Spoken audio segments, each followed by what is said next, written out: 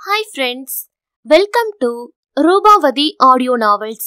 நாம கேட்டுக்கிட்டு இருக்க கதையின் தலைப்பு இணை சேருமோ இதயம். ஆசிரியர் ரூபாவதி. வாங்க கதைக்குள்ள போகலாம். இதயம் 4.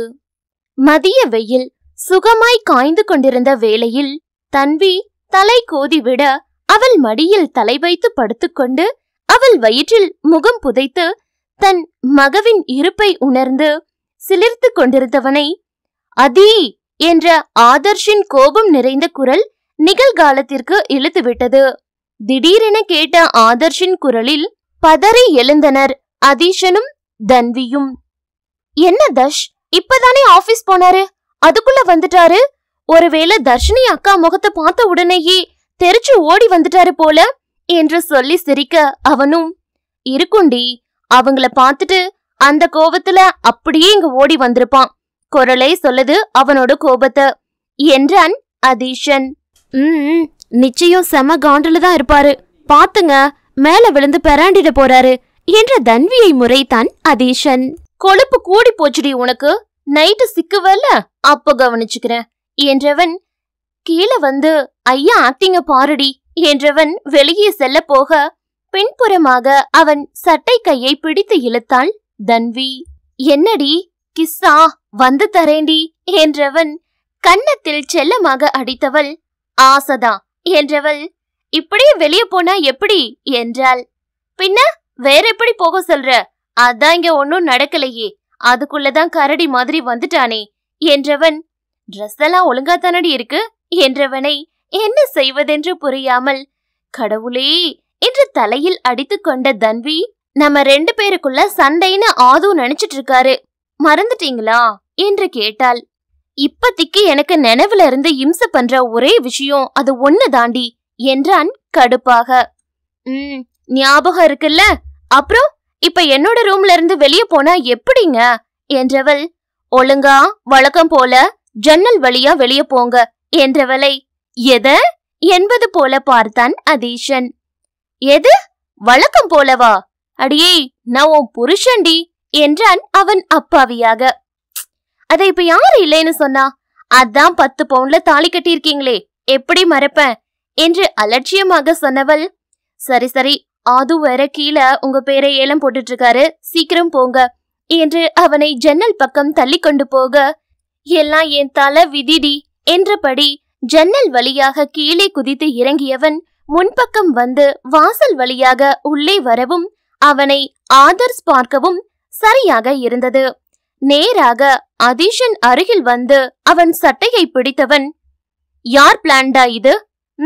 சொல்லுடா, யார் போட்ட பிளான் இது?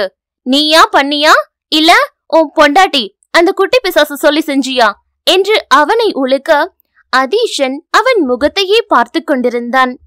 செம்ம கடுப்புல இருக்கான், இப்ப மட்டும் இவன் கிட்ட சிக்குன நான் க்ளோஸ். டே அதி, உன் நடிப்பு திறமைய காட்டுடா என்று மனதில் நினைத்தவன். டேய் என்னடா பண்ற நீ? நீ என்ன சொல்றேனே எனக்கு புரியல, முதல்ல நீ சட்டையில இருந்து கையை எடு ஃபர்ஸ்ட் என்று சொல்ல அவனை முறைத்தபடி சட்டையில் இருந்த கையை எடுத்தான் ஆதர்ஷன். இப்ப சொல்லு என்னாச்சு என்றவன் கை கடிகாரத்தை பார்த்துவிட்டு, ஆமா நீ இந்த டைம்ல ஆபீஸ்ல தானே இருக்கணும், இங்க என்ன பண்ற என்று அப்பட்டமாக நடிக்க இதை மேலிருந்து பார்த்த தன்வி, எப்பா என் புருஷனுக்கு என்னமா ஆக்டிங் வருது என்று மெச்சிக்கொண்டாள். அதீஷன் கேள்வியில் கடுப்பின் உச்சத்திற்கு சென்ற ஆதர்ஷ், டேய் நடிக்காத என்றவன், யார கேட்டு வினிய வேலைக்கு வச்ச என்று கேட்டான். எது வினியா? பாரா சார் செல்ல பேர்லாம் வச்சிருக்காரு என்று நினைத்த அதீஷன், யாரு வினி? நீ சொல்றவங்க யாருன்னே எனக்கு தெரியல, இதுல நான் அவங்கள வேலைக்கு வச்சேன்னு சொல்றியே என்றான். டேய் என்று பல்லை கடித்த ஆதர்ஷன், பொய் சொல்லாத ஆதி, நீதான உனக்கு பதிலா என்னோட கூடவே இருந்து எல்லா வேலையும் பார்க்க அவளை வேலைக்கு வச்சிருக்கேன்னு சொன்ன என்றான் அழுத்தமாக. டேய் நான் வேலைக்கு வச்ச பொண்ணு பேரு தர்ஷினி சிவராமன், நீ சொல்ற வினியா எனக்கு யாருன்னே தெரியாது என்றதுதான் தன்விக்கு அடக்க முடியாத அளவுக்கு சிரிப்பு வந்துவிட வாயை அழுத்தமாக மூடிக்கொண்டாள். நடிக்காத ஆதி, நீ எல்லாம் தெரிஞ்சுதானே இப்படி பண்ண என்று கேட்டான். டேய், என்னடா ஆச்சு உனக்கு? வந்ததுல இருந்து சம்பந்தமே இல்லாம என்னென்னமோ பேசிட்டு இருக்க என்றவன், நான் வினின்னு யாரையும் வேலைக்கு வைக்கலடா என்றான் விடாப்பிடியாக. டேய், நான் சொல்ற வினியும் நீ சொல்ற தர்ஷினியும் ஒரே ஆள் தாண்டா என்றான் எரிச்சலாக. என்ன, ரெண்டு ஒரே ஆளா என்று பொய்யாக ஆச்சரியப்பட்ட அதீஷன், என்னடா அதுக்குள்ள ரெண்டு பேரும் ஃப்ரெண்ட்ஸ் ஆகிட்டாங்களா என்ன?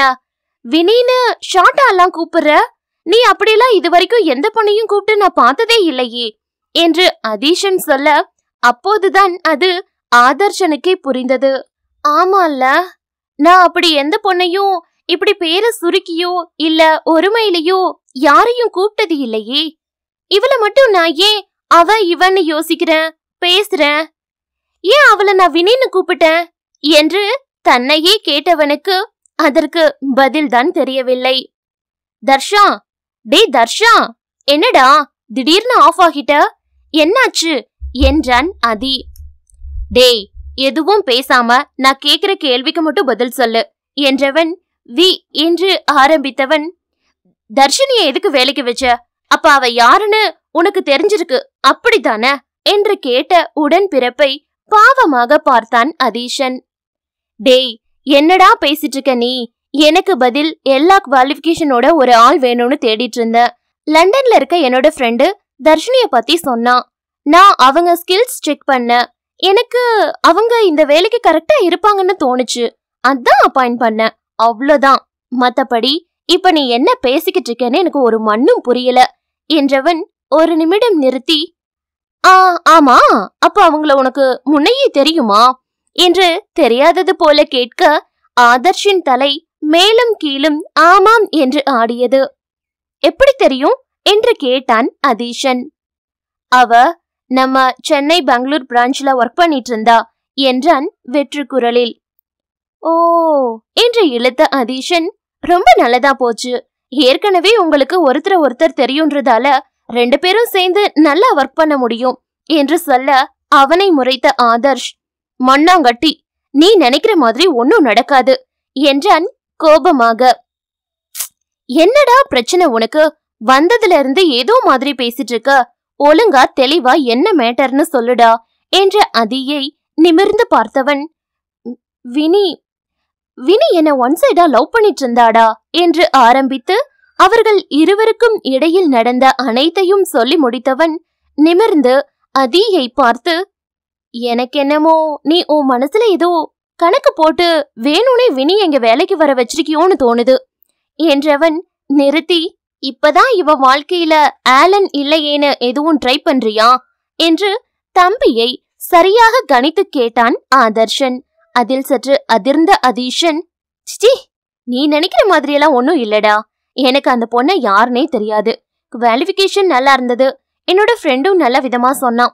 அதான் நேர்ல கூட பார்க்காம நம்ம மேனேஜரை வச்சு ஆன்லைன்லயே எல்லா ஃபார்மாலிட்டிஸையும் முடிச்சிட்டேன் என்றவனை நம்பாத பார்வை பார்த்தான் ஆதர்ஷ். அப்ப உனக்கு அவளை யாருன்னு தெரியாது அப்படித்தானே என்று கேட்க அதீஷன் மேலும் கீழும் தலையை ஆட்டினான். அவளை உனக்கு தெரியாது, பட் அவளுக்கு உன்னை தெரியும். ஐ மீன், உன் முகம் என்னோட முகம். சோ உன்னை நான் நினைச்சு இங்க வேலைக்கு வந்திருப்பாளோ என்றவுடன், அப்ப அவ இன்னும் என்ன மறக்கல. இன்னும் பைத்தியக்காரத்தனமா என்ன லவ் பண்ணிட்டு இருக்கா போல. நான் சொன்ன எதையும் அவ மதிக்கவே இல்ல. பச்சை பிள்ளைக்கு சொல்ற மாதிரி சொன்ன அன்னைக்கு என்ன மறந்துட்டு மனசுக்கு பிடிச்சவனை கல்யாணம் பண்ணுன்னு. அதையெல்லாம் கொஞ்சம் கூட கேட்காம இன்னும் லூசு மாதிரி என்னையே நினைச்சிட்டு இருக்காளா என்றவனுக்கு தன்னால் தான் அவள் இன்றும் தனியாக இருக்கிறாளோ என்ற குற்ற உணர்ச்சியில் கட்டுக்கடங்காத கோபம் வந்தது. ஆதர்ஷன் சொன்னதை கேட்ட அதீஷனுக்கு அன்று தர்ஷினி சொன்னதுதான் நினைவுக்கு வந்தது. அவரை யாரையும் கல்யாணம் பண்ணிக்கோன்னு சொல்லி இருந்தா கூட நான் அவர் பேச்ச மீறக்கூடாதுன்னு யாரையும் கல்யாணம் பண்ணி இருப்பேன். ஆனா அவரு மனசுக்கு பிடிச்சவனை கல்யாணம் பண்ணன்னு சொல்லிட்டாரே, நான் எப்படி சொல்லுவேன்? இந்த ஜென்மத்துல உங்களை தவிர வேற யாரையும் என் மனசு விரும்பாதுன்னு என்று சொல்லி அழுத தர்ஷினியின் முகம் அதீஷனின் மனக்கண்ணில் வந்து போக, சொல்றத ஒழுங்கா சொல்லியிருக்கணும் என்று மெதுவாக முணுமுணுக்க, இப்ப என்னடா சொன்ன என்று கேட்டான் ஆதர்ஷன். அதெல்லாம் ஒண்ணும் இல்ல. அவங்க உனக்காக தான் வந்திருக்காங்கன்னு நீ எப்படி சொல்ற? நீ இங்க அமெரிக்கால இருக்கேன்றது அவங்களுக்கு எப்படி தெரியும் சொல்லு? அதோட அவங்கள இன்டர்வியூ பண்ணது எல்லாம் நம்ம மேனேஜர் ஜான் தான். அவங்க என்ன பார்த்திருக்க வாய்ப்பே இல்ல. அப்புறம் எப்படி என்ன நீன்னு நினைச்சிருப்பாங்க சொல்லு? நீ எதேச்சியா நடந்த விஷயத்தை எல்லாம் தப்பு தப்பா புரிஞ்சுட்டு கத்திட்டு இருக்கேன்னு தோணுது என்றான். நோ, எனக்கு என்னமோ இதெல்லாம் கோ இன்சிடென்ஸ் மாதிரி தெரியல. இதுல வேற என்னமோ இருக்கு என்றவன் பார்வை அழுத்தமாக தம்பியின் மீது படிந்தது. டேய், நீ சொல்றத பார்த்தா இதெல்லாம் நான் வேணும்னு பண்ணேன்னு சொல்லுவ போல இருக்கு. எனக்கு அவங்க யாருன்னே தெரியாது. அப்புறம் எப்படி நான் இதெல்லாம் பண்ணியிருப்பேன்னு நீ நினைக்கிற என்றவன் அருகில் வந்தவன், வினி யாருன்னு உனக்கு தெரியாம போகலாம் என்றவன் நிறுத்தி மேலே விரலை நீட்டி, ஆனா தன்விக்கு அவளை நல்லாவே தெரியும் என்று அழுத்தமாக சொல்ல அதீஷனுக்கு மூச்சே வரவில்லை. டே, கொஞ்சமாச்சும் லாஜிக்கோட பேசுடா. அவளே இங்க வந்த நாள்ல இருந்து என்னோட பேசுறதே இல்ல. இதுல அவ எப்படி தர்ஷினி பத்தி என்கிட்ட சொல்லியிருப்பா? அதோட அவ என் காலை வாரி விட்டாலும் விடுவாளை தவிர உனக்கு எதிரா ஒரு துரும்ப கூட அசைக்க மாட்டான்னு உனக்கு தான் தெரியும்ல. அப்புறம் எப்படி இதெல்லாம் என்ற அதீஷனை கூர்மையாக பார்த்தவன், அஃப்கோர்ஸ் தன்வி எனக்கு அகைன்ஸ்டா எதுவும் செய்ய மாட்டா என்றவன் ஒரு கணம் நிறுத்தி, பட் எனக்காக என்ன வேணும்னாலும் செய்வா. அது எனக்கு பிடிக்காத விஷயமா இருந்தாலும் அதனால எனக்கு நடக்கிற நல்லத மட்டும்தான் அவ யோசிப்பான் என்று புருவத்தை நெளித்தபடி எதையோ யோசித்தவன் வெளியை பக்கவாட்டில் திருப்பி, உண்மையாவே தன்வி உமேல கோவமாதான் இருக்காளா என்று கேட்க, அதீஷனோடு மேலே நின்றபடி இது அனைத்தையும் கேட்டுக்கொண்டிருந்த தன்வியும் சேர்த்து அதிர்ந்தாள். ஆத்தி கண்டுபிடிச்சிருவாரோ என்று தன்வி பதற, இங்க அதீஷனோ டேய் என்று ஹை பிச்சில் கத்தியவன், என்னடா பேசிட்டு இருக்க? இல்ல நீ என்ன பேசிட்டு இருக்கேன்னு புரிஞ்சுதான் பேசிட்டு இருக்கியா? இங்க ஒருத்த ஆசையா காதலிச்சு கல்யாணம் பண்ண பொண்டாட்டி பிரெக்னண்டா இருக்கும்போது அவ கூட பேச முடியாம அவ முகத்தை கூட பார்க்க முடியாம தவிச்சுக்கிட்டு இருக்கிறது உனக்கு நடிப்பு மாதிரி தெரியுதாடா? சொல்லுடா, நடிப்பு மாதிரி தெரியுதா?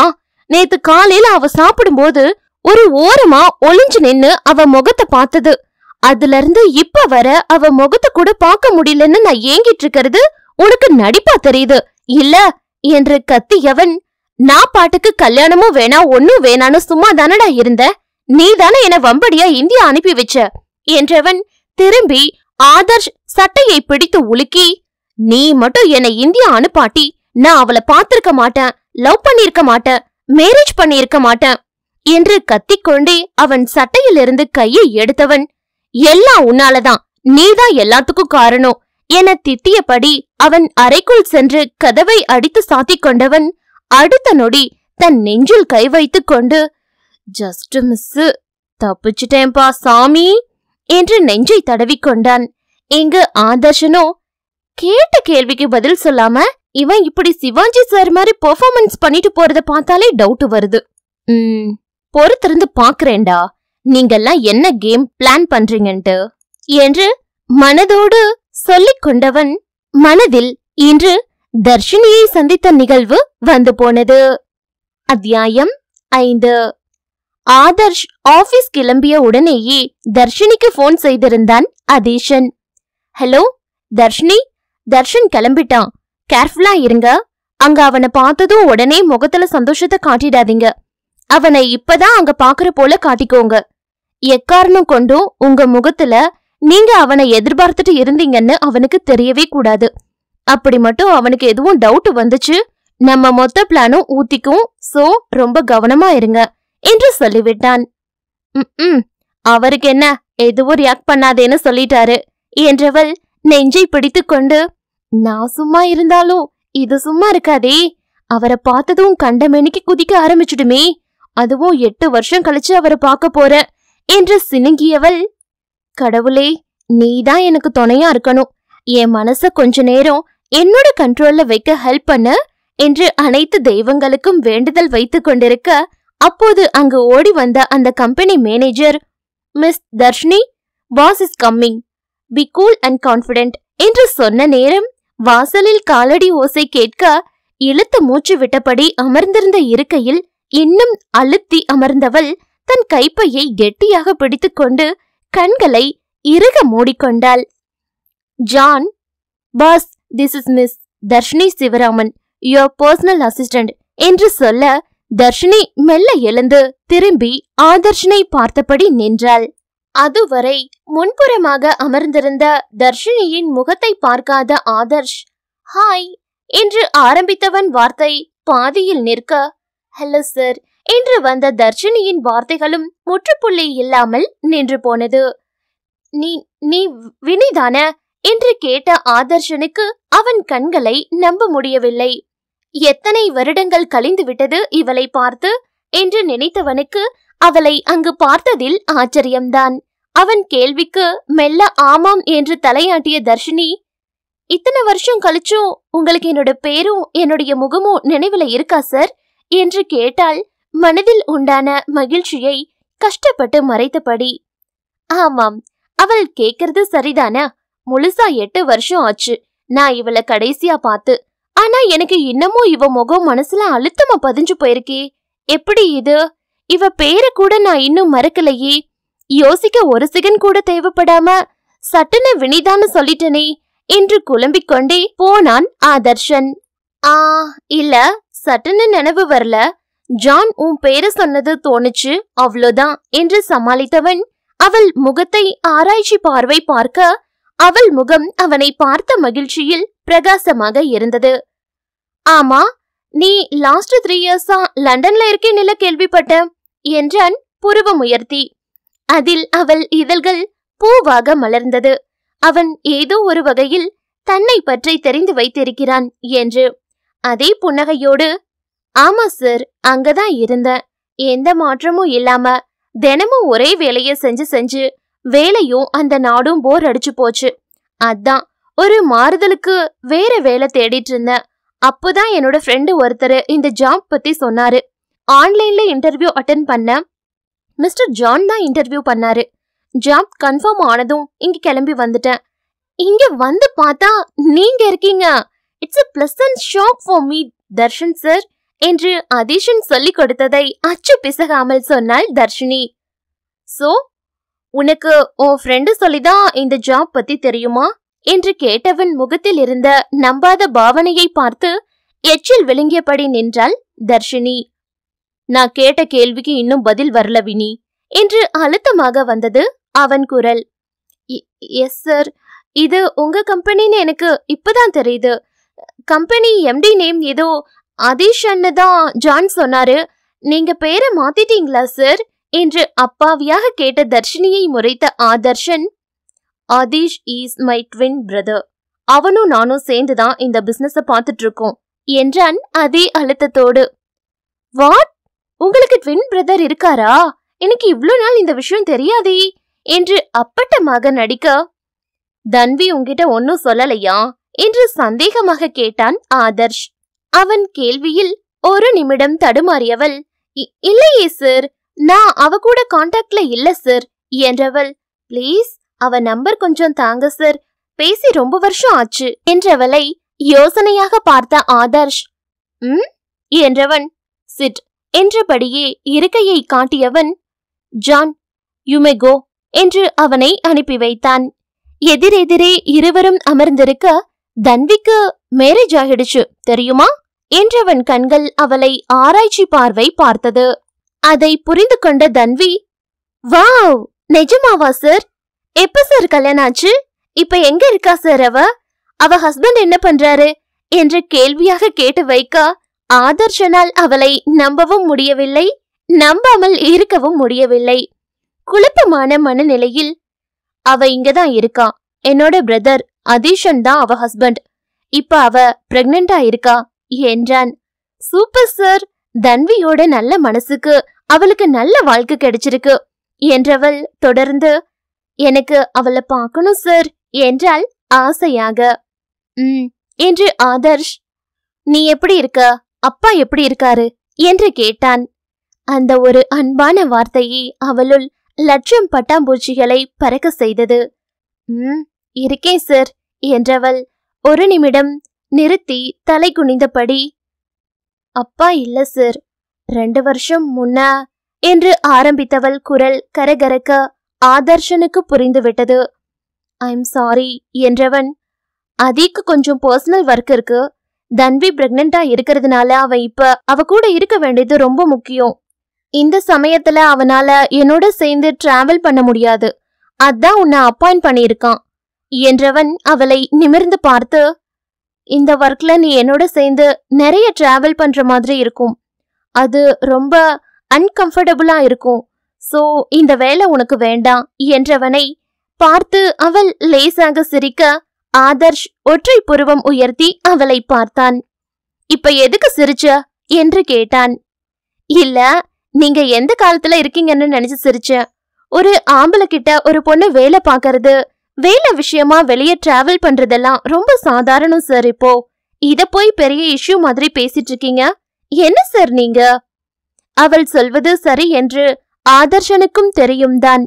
ஏன், இப்போது தர்ஷினி இடத்தில் வேறு ஒரு பெண் இருந்திருந்தால் தான் கண்டிப்பாக அதை ஒரு பெரிய விஷயமாக யோசித்திருக்க மாட்டோம் என்று அவனுக்கு புரிந்துதான் இருந்தது. ஆனால் ஏனோ அவனுக்கு தர்ஷினியோடு வேலை செய்ய தயக்கமாகவே இருந்தது. அதற்கான காரணம் மட்டும் அவனுக்கு புரியவில்லை. அதே யோசனையில் அவன் இருக்க, சார் என்று அழைத்தாள் அவள்.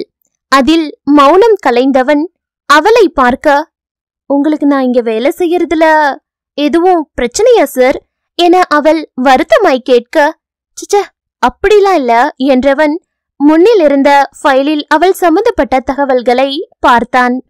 அதில் மிஸ் தர்ஷினி என்றிருக்க ஒற்றை புருவம் உயர்த்தி, மிஸ்ஸா என்று முணுமுணுத்தவன், நீ இன்னும் மேரேஜ் பண்ணிக்கலையா என்றான் கோபமாக. அதை கேட்டு விரக்தியாக சிரித்தவள், நீங்க தானே சார் மனசுக்கு பிடிச்ச பையனை கல்யாணம் பண்ணிக்க சொன்னீங்க. இப்பதான் அதுக்கான நேரம் வந்திருக்குன்னு நினைக்கிறேன் என்றவளை அவன் தீயாக முறைக்க, சார் ஒருவேளை மறுபடியும் எங்க நான் உங்களை லவ் பண்ணிடுவேன்னு நினைச்சுதான் என்ன வேலைக்கு வேணான்னு சொல்றீங்களா என்ன?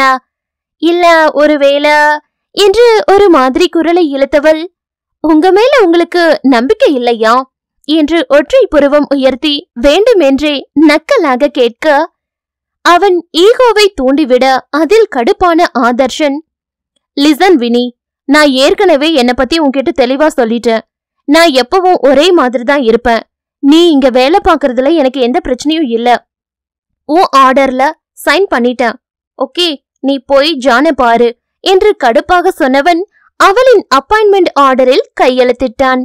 எழுந்து நின்று அவன் கையெழுத்திட்ட ஆர்டரை கையில் வாங்கிக் கொண்டவள், தேங்க்ஸ் சார் என்று விட்டு அங்கிருந்து செல்ல போகும் அவளையே பார்த்திருந்தான் ஆதர்ஷ். எப்படியோ மனசுக்கு பிடிச்சு கல்யாணம் பண்ணியிருந்தா சந்தோஷம்தான் என்றவன் ஒரு கணம் பொறுத்து, இரு இவ மனசுக்கு பிடிச்சவன்னு யார சொல்லிட்டு போறா என்று யோசித்தவனுக்கு கிடைத்த பதிலில் சிறிதும் உடன்பாடு இல்லாமல் போக கோபத்தின் உச்சியில் உடனே அதிஷனை பார்க்க கிளம்பி வந்துவிட்டான். இங்கு அதிஷனோ தர்ஷினியை பற்றி ஒன்றுமே தெரியாது என்று சூடம் அடித்து சத்தியம் செய்யாத குறையாக சொல்லிவிட, ஆதர்ஷ் பொறுத்திருந்து இவர்கள் என்ன செய்கிறார்கள் என்று பார்க்கலாம் என்று முடிவெடுத்தான். இங்கு ஆதர்ஷனோ தர்ஷினி பற்றிய யோசனையில் இருந்தான். அவளை வேலைக்கு வச்சது சரியா தப்பா என்று யோசித்து யோசித்து குழம்பிக் கொண்டிருக்க, வழக்கம் போல தன்வியின் அறைக்குள் ஜன்னல் வழியாக குதித்து உள்ளே வந்தான் அதீஷன். எத்தனை நாளைக்கிடி இந்த கொடுமை என்று அழுத்து கொள்ள, என்ன பார்க்க வர்றது உங்களுக்கு கொடுமையா என்று சண்டைக்கு நின்றாள் தன்வி. அடியே, நான் எப்படி அப்படி சொன்ன? இப்படி ஜன்னல் வழியா வந்து பாக்கறத தாண்டி கொடுமைன்னு சொன்ன என்றவன் தன்னவளை பின்னாலிருந்து அணைத்து கொண்டான். அவன் கன்னத்தை மெதுவாக வருடியபடி, ரொம்ப கஷ்டமா இருக்கா என்று கேட்டாள் தன்வி. அப்படியெல்லாம் ஒண்ணும் இல்லடி, உண்மைய சொல்லணும்னா இது கூட ஒரு மாதிரி கிக்காதான் இருக்கு. டீனேஜ் பையன் லவ்வரை பார்க்க வர மாதிரி ஃபீல் ஆகுது. கல்யாணத்துக்கு முன்ன நமக்கு லவ் சீன் இல்லைன்ற குறைய கடவுள் இப்ப தீர்த்து வைக்கிறாரு என்றபடி அவள் கன்னத்தில் முத்தம் பதித்தவன் அவளை கட்டிலில் அமர வைத்து அவள் மடியில் தலை வைத்து படுத்துக்கொண்டான். கீழே ஆது பேசினதை பார்த்து எங்க நம்ம பிளான கண்டுபிடிச்சிடுவாரோன்னு ஒரு நிமிஷம் பயந்துட்டேன் தர்ஷ். நல்ல வேலை நீங்க சமாளிச்சிட்டீங்க என்று நெஞ்சில் கை வைத்து கொண்டாள். எப்படியோ இப்ப சமாளிச்சிட்டேன். ஆனா அவனுக்கு உள்ளுக்குள்ள சந்தேகம் வந்துடுச்சு. கண்டிப்பா அவன் இதை இதோட விடமாட்டான்னு தோணுது. என்க தன்வியோ தெரிஞ்சா தெரியட்டுமே, நமக்கு என்ன பயமா, நம்ம ஒன்னும் தப்பு பண்ணலையே, அவரு நல்லதுக்கு தானே நாம போராடிட்டு இருக்கோம். அத புரிஞ்சுக்காம போனா அது அவரு தப்பு. நம்ம என்ன செய்ய முடியும் சொல்லுங்க? நம்ம கடமை அவர் வாழ்க்கைக்கு எது நல்லதுன்னு யோசிச்சு அத நம்ம சொல்றோம். அதுக்காக முயற்சியும் பண்றோம். இதுக்கு மேல முடிவெடுக்க வேண்டியது ஆதுதான் என்றவள், என்ன இதுல வினி அக்கா வாழ்க்கையும் இப்ப சேர்ந்திருக்கு, சோ நம்ம அவங்களுக்காகவும் யோசிக்கணும் என்ற போதுதான் அதீஷனுக்கும் நினைவு வந்தது. ஆமா, அதன நீயும் தர்ஷனும் அவங்கள வினின்னு கூப்பிடுறீங்க, அவங்க பேரு தர்ஷினி தானே என்று கேட்டான். ஆமா தர்ஷ், முதல்ல நான் அவங்கள தர்ஷா அக்கான்னு தான் கூப்பிட்டு இருந்தேன். அப்ப சிலர் ஆதுவையும் தர்ஷான்னு கூப்பிடுவாங்க. சோ சில டைம் யார் யாருன்னு குழப்பம் வந்துச்சு. சோ நானும் ஆது மாதிரி அவங்கள வினின்னு கூப்பிட ஆரம்பிச்சிட்டேன் என்றாள்.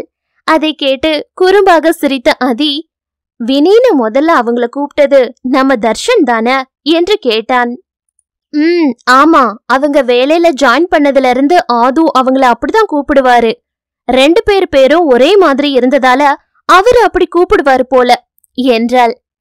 எங்க அம்மா முழு பேரு என்னன்னு உனக்கு தெரியுமா என்று சம்பந்தமே இல்லாமல் கேள்வி கேட்டான் அதீஷன்.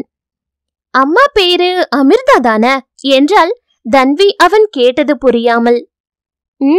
ஆமா, ஆனா அவங்க முழு பேரு அமிர்த வர்ஷினி. அப்பா அவங்கள வினின்னு தான் கூப்பிடுவாரு. அத பார்த்து தர்ஷனும் அம்மாவை சின்ன வயசுல வினின்னு தான் கூப்பிடுவான் என்று ஒற்றை புருவம் உயர்த்தி சொல்ல, அப்போதுதான் தன்விக்கு அவன் சொல்ல வந்தது புரிந்தது. ஓ, மேட்டர் அப்படி போகுதா? அப்ப ஆதுக்கு தர்ஷினி அக்காவ முதல்ல பார்த்ததுல இருந்தே அம்மா ஞாபகம் தான் வந்திருக்கு. அதான் அவரு தன்னையும் அறியாம அவங்கள வினின்னு கூப்பிட்டிருக்காரு. அவங்க கூட எந்தவித நெருடலும் இல்லாம பழகி இருக்காரு என்றால் தன்வி மகிழ்ச்சியான குரலில். ஆமா தன்வி, இவனுக்கு அவங்க மேல காதல் இல்லதான், ஆனா அன்பும் அக்கறையும் நிறைய இருக்கு. இப்ப அவன் கூடவே இருக்காங்க. நமக்கு நேரம் நல்லா இருந்தா இந்த அன்பு காதலா மாற நிறைய வாய்ப்பு இருக்கு என்றான் முழு நம்பிக்கையோடு. நானும் அததான் கடவுள்கிட்ட வேண்டிக்கிறேன் தர்ஷ் என்றபடி தன்னவனை அணைத்து கொண்டாள் தன்வி. மாலை உணவு வேளையில் தன்வியும் அமிர்தாவும் அமர்ந்து சாப்பிட்டுக் கொண்டிருக்க அப்போது அங்கு வந்தனர் ஆதர்ஷனும் அதீஷனும்.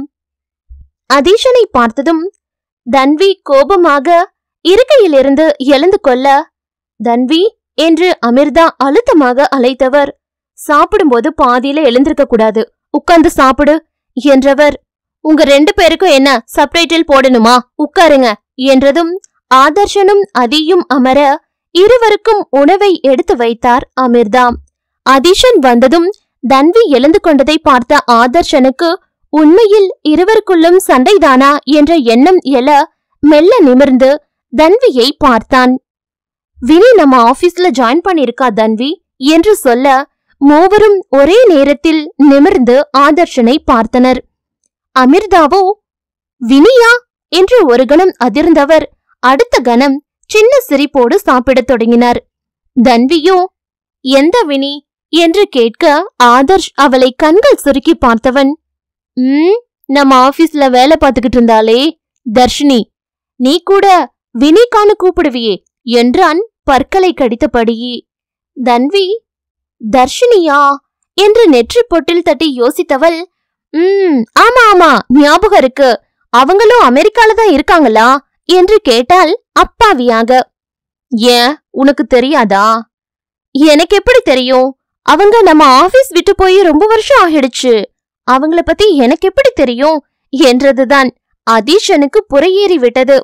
அவனை தன்வி முறைக்க ஆதர்ஷ் தண்ணீர் டம்ளரை அவன் முன் நகர்த்தியவன், குடி என்றான் அழுத்தமாக. நீ சொல்லு தன்வி, உனக்கு நிஜமா வினி பத்தி ஒன்னும் தெரியாதா என்று கேட்க இழுத்து மூச்செடுத்தவள், அவங்கள பத்தி தெரிஞ்சுக்க எனக்கு என்ன இருக்கு, கொஞ்ச நாள் நம்ம கூட வேலை பார்த்தாங்க, அப்புறம் வேலை விட்டு போயிட்டாங்க, அதுக்கப்புறம் எந்த கான்டாக்டும் இல்ல. ஆனா நீங்க சும்மா திரும்ப திரும்ப உனக்கு தெரியாதான்னு கேட்டுட்டே இருக்கீங்க. நான் அவங்க கூட பேசி இருந்தா அதையே உங்ககிட்ட மறைக்க போறேன் என்று மூச்சு வாங்க கத்தவும் அதிக்கு கோபம் வந்து விட்டது. டேய் போதும் நிறுத்து. பிரெக்னண்டா இருக்க பொண்ண ஏண்டா போட்டு டார்ச்சர் பண்ற?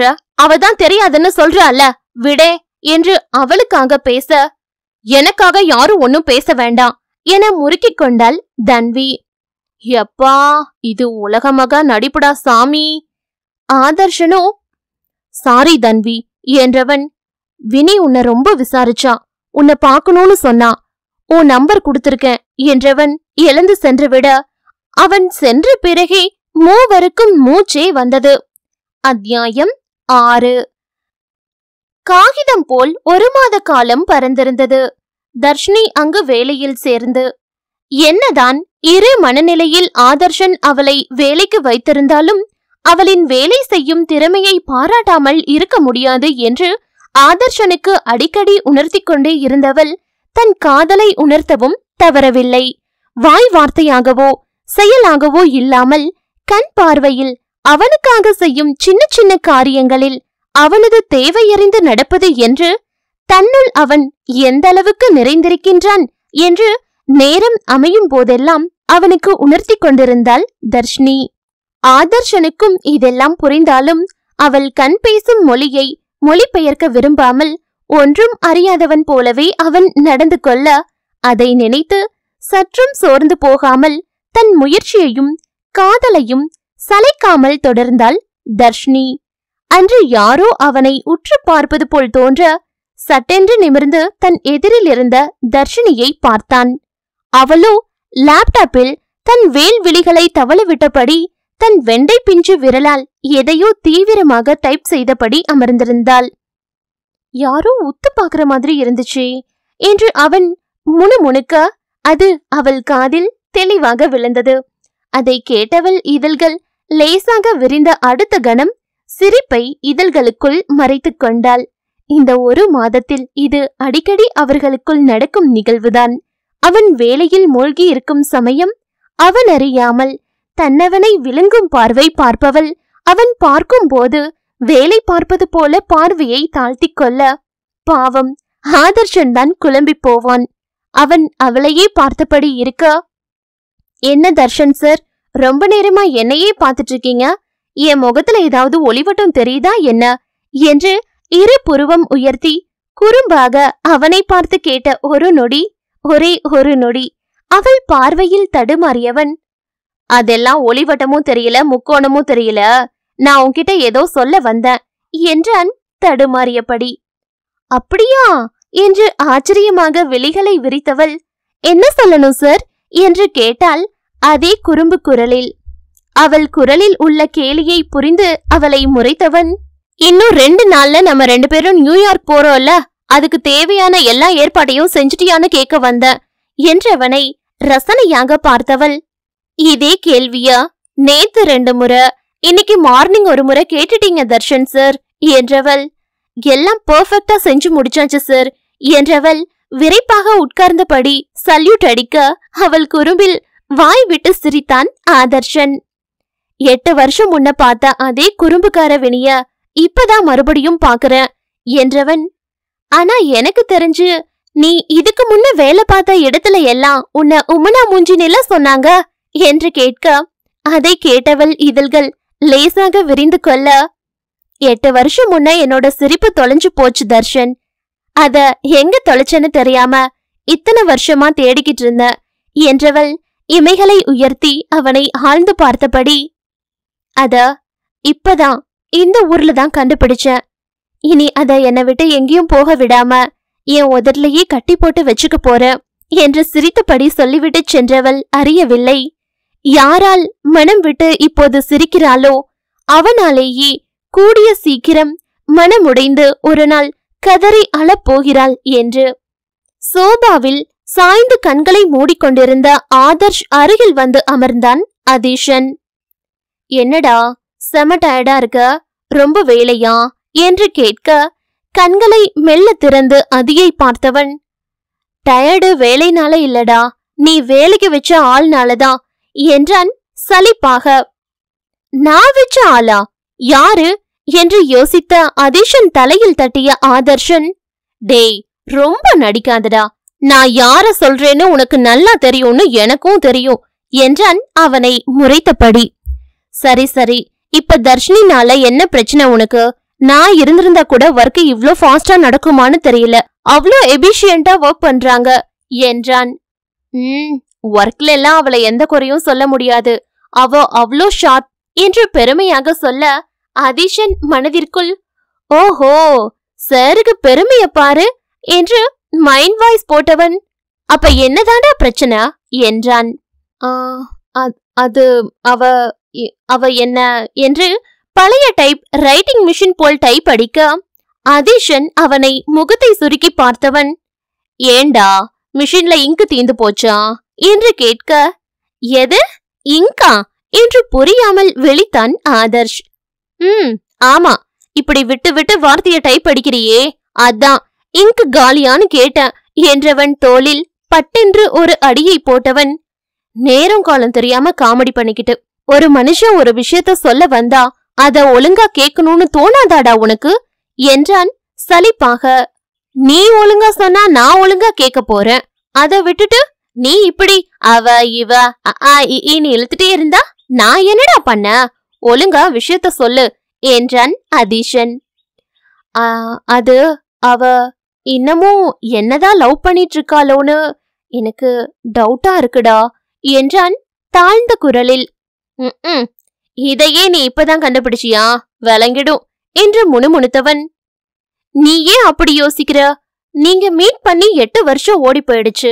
இந்த 8 வருஷத்துல உன்னை விட அழகா, உன்னை விட ஹேண்ட்ஸமா, வசதியா, வெல் செட்டில்டான ஆள் யாரையும் அவங்க பாத்திருக்க மாட்டாங்கன்னு நீ நினைக்கிற? அதுக்கெல்லாம் வாய்ப்பே இல்ல. அவங்க இருக்க அழகுக்கும் திறமைக்கும் எத்தனையோ பேரு அவங்கள மேரேஜ் பண்ணிக்க போட்டி போட்டிருப்பாங்க என்றவன் ஆதர்ஷின் முகம் பார்த்து, ஏன் அவங்கள வேலைக்கு ரெக்கமெண்ட் பண்ண என்னோட ஃப்ரெண்டு, அதான் ஜிகே கம்பெனி சிஇஓ, அவன் கூட அவங்கள மேரேஜ் ப்ரப்போஸ் பண்ணியிருக்கான் தெரியுமா என்று கேட்க பக்கவாட்டில் விழியை திருப்பி அதிஷனை முறைத்த ஆதர்ஷ், அதுக்கு அவ என்ன சொன்னா என்று கேட்டான் இறுகிய குரலில். வேறென்ன, நாட் இன்ட்ரெஸ்டட், எனக்கு இப்ப மேரேஜ் பண்ற தாட் இல்லைன்னு சொல்லிட்டாங்களாம் என்றான் ஆதர்ஷ் முகத்தில் வந்து போன உணர்வுகளை உற்று கவனித்தபடி. அததான் ஏன்னு நானும் கேக்குறேன். அவ ஏன் உன் ஃப்ரெண்ட வேணான்னு சொல்லணும் என்று கேட்டான் கோபமாக. இது என்னடா கேள்வி? அவங்களுக்கு அவனை பிடிக்கல, சோ வேணான்னு சொல்லி இருப்பாங்க.